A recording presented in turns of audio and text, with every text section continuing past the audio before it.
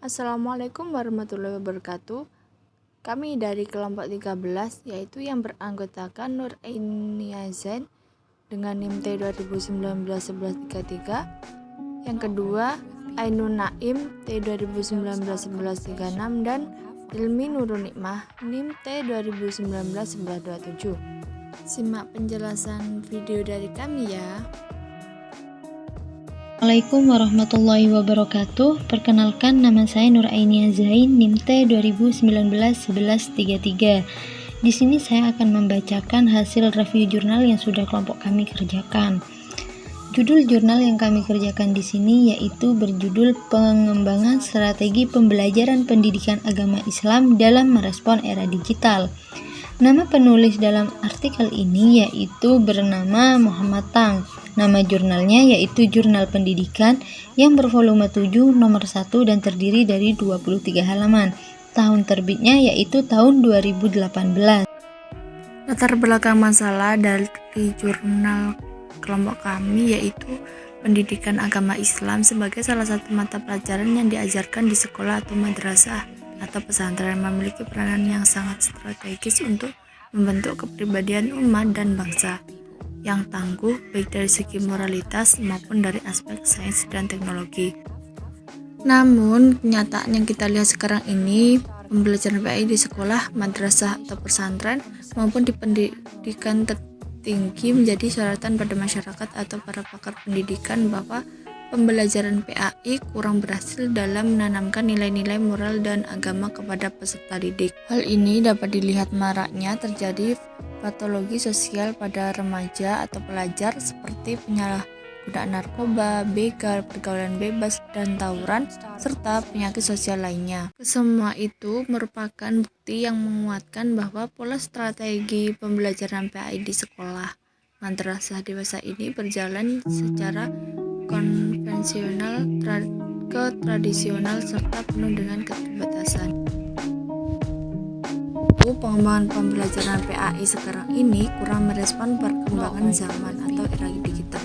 Padahal apabila kita lihat realitas peserta didik sekarang ini, mereka pada umumnya sangat akrab dengan alat digital seperti handphone smart, laptop, dan alat digital lainnya. Seyogyanya sebagai seorang pendidik atau pendidik PAI yang responsif melihat kondisi tersebut akan bersikap inovatif dan kreatif untuk mengembangkan strategi pembelajaran yang sesuai dengan dunia anak-anak dalam kurung peserta didik sekarang ini. Tujuan dari penelitian ini ialah untuk menghasilkan suatu model strategi pembelajaran PAI yang bersifat integratif dalam kurung religi, sains, dan teknologi yang dapat merespon perkembangan zaman atau era digital. Adapun metode penelitian yaitu menggunakan metode kualitatif berbasis liberty research, pendekatan analisis kritis bersifat deskriptif. Adapun subjek dan objek penelitian artikel ini yaitu ditulis berdasarkan kajian pustaka. Nama saya Ilmi Nurul Nikmah, NIM T 2019-927 dari kelas PAI A3. Sekarang sedikit mengenai hasil penelitian dari jurnal yang telah kelompok kami review. Yang pertama, langkah-langkah strategis untuk mengembangkan strategis pembelajaran PAI dalam merespon era digital, mengubah paradigma.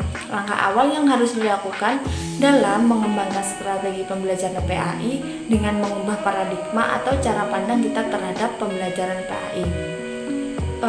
Dalam era digital sekarang ini perlu membangun paradigma untuk pendekatan secara konseptual, yaitu mengkaji dari dalil syar'i sebagai sumber materi PAI sesuai dengan tuntutan zaman atau realitas masyarakat, dan integratif, yaitu keterpaduan nilai sains dan teknologi dan nilai-nilai iman dan takwa dalam mengembangkan strategi pembelajaran PAI tersebut. Adapun yang kedua yaitu meningkatkan profesionalisme pendidikan agama Islam. Untuk meningkatkan keprofesionalan pendidik PAI dalam melaksanakan strategi pembelajaran, yang harus dilakukan adalah memberikan pembinaan baik yang bersifat jangka pendek yaitu ada pelatihan, diklat, dan lain-lain, dan yang bersifat jangka panjang yaitu memberikan kesempatan atau peserta didik untuk meningkatkan studinya dari S1 ke S2 dan seterusnya. Adapun yang pertama, meningkatkan profesional pendidik. Seorang pendidik perlu memiliki kemampuan merancang dan mengimplementasikan berbagai strategi pembelajaran yang dianggap cocok dengan minat dan bakat serta sesuai dengan taraf perkembangan peserta didik, termasuk di dalamnya yaitu memanfaatkan berbagai sumber dan media pembelajaran untuk menjamin efektivitas pembelajaran. Yang kedua, optimalisasi peran pendidik. Sebagai pendidik profesional bukan hanya dituntut melaksanakan tugasnya secara profesional, tetapi juga harus memiliki pengetahuan dalam kemampuan profesional. Adapun yang ketiga yaitu mengembangkan materi PAI sesuai dengan realitas kebutuhan. Pertama, pengembangan materi PAI sebatas religious sense atau teosentris semata, atau dengan kata lain pembelajaran PAI di sekolah atau madrasah stagnan pada aspek spiritual atau ukrawi saja tanpa mengkaji semangat atau hikmah yang terkandung dalam ibadah atau syariat tersebut. Padahal setiap ibadah atau syariat yang diturunkan Allah untuk umat manusia memiliki dua manfaat, yaitu manfaat yang dapat dirasakan di dunia dan manfaat yang dapat dirasakan di akhirat. Kedua, materi PAI yang dikembangkan di sekolah atau madrasah lebih cenderung mengedepankan masalah fikih, sehingga materi PAI cenderung bermazhab atau terpola-pola. Yang keempat yaitu masyarakat atau umat. Pertama, mengembangkan materi PAI sebatas religious sense atau teosentris semata. Misalnya dalam materi ibadah haji dan umroh yang diajarkan adalah sebatas tata cara pelaksanaannya, yaitu rukun dan syaratnya. Seharusnya kita perlu mengkaji ibadah haji dari aspek wasailnya. Hal ini dapat dilihat dalam Waqid al-Fiqhiyah, disebutkan memerintahkan mewajibkan sesuatu, maka segala yang berkaitan dengannya menjadi wajib pula. Dalam hal ini, wasail ibadah haji dan umroh itu dari aspek ekonomi adalah bahwa seorang muslim diperlukan kerja keras untuk memiliki kemampuan secara finansial. Dari aspek sains atau teknologi, bahwa seseorang muslim harus memiliki kemampuan untuk menciptakan alat transformasi. Jangan hanya sebagai konsumen atau pemakai, tetapi kita harus menjadi produsen atau pencipta.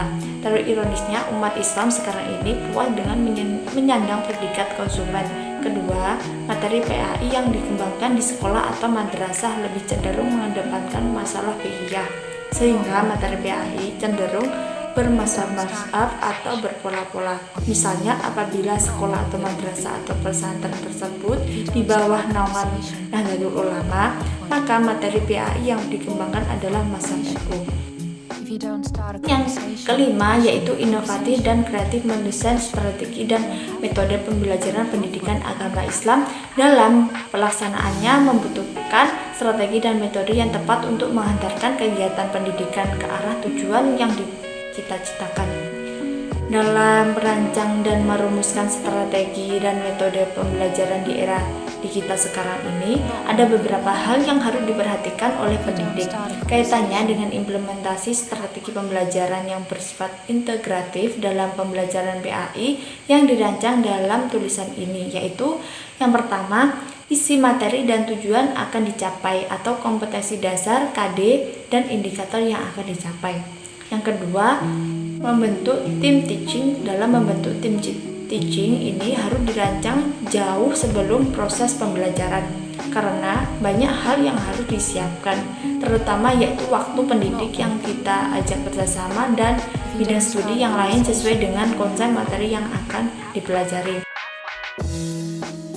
6. Yaitu melengkapi media pembelajaran. Media pembelajaran ini dimaksudkan sebagai alat bantu pembelajaran dalam bentuk sifat multimedia interaktif, dan media pembelajaran ini dimaksudkan untuk mempermudah peserta didik dalam mempelajari materi PAI.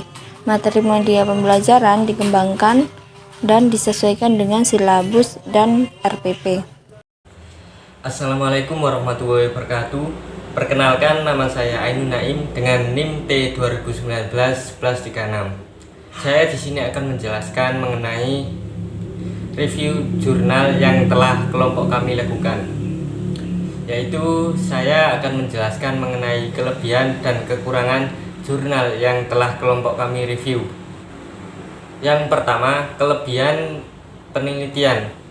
Satu, yaitu isi jurnal ini menggunakan metode penelitian perpustakaan dengan pendekatan analisis kritis sehingga melahirkan konsep atau model strategi pembelajaran yang integratif antar nilai-nilai agama, sains, dan juga teknologi.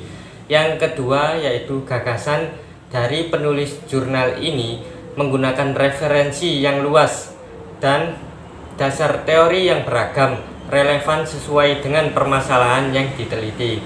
Yang ketiga, yaitu pemaparan juga bagus dilihat dari segi penulisan dan metode yang dipakai oleh penulis.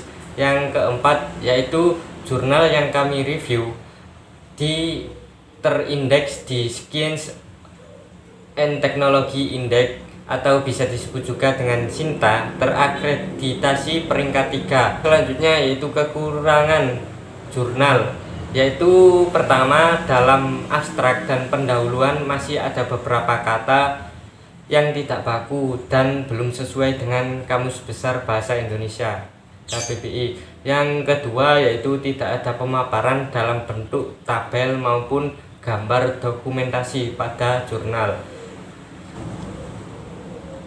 Yang ketiga, yaitu tidak terdapat subjek dan objek secara jelas karena merupakan artikel yang ditulis berdasarkan kajian pustaka.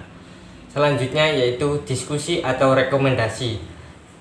Dalam hal diskusi atau rekomendasi, kelompok kami sudah mencatatnya, yaitu setelah mengkaji dan mendeskripsikan konsep dasar pengembangan strategi pembelajaran, maka dirumuskan suatu model pengembangan strategi pembelajaran yang dapat merespon perkembangan masyarakat di era digital atau biasa disebut era revolusi 4.0, bisa juga disebut dengan digitalisasi industri.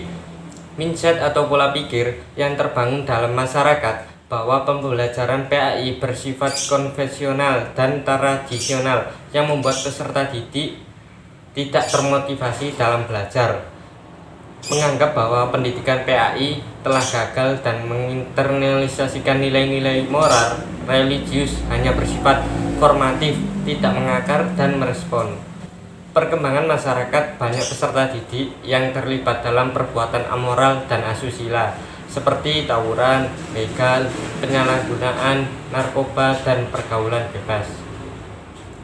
Cukup sekian penjelasan dari saya, kurang lebihnya mohon maaf. Assalamualaikum warahmatullahi wabarakatuh. Terima kasih.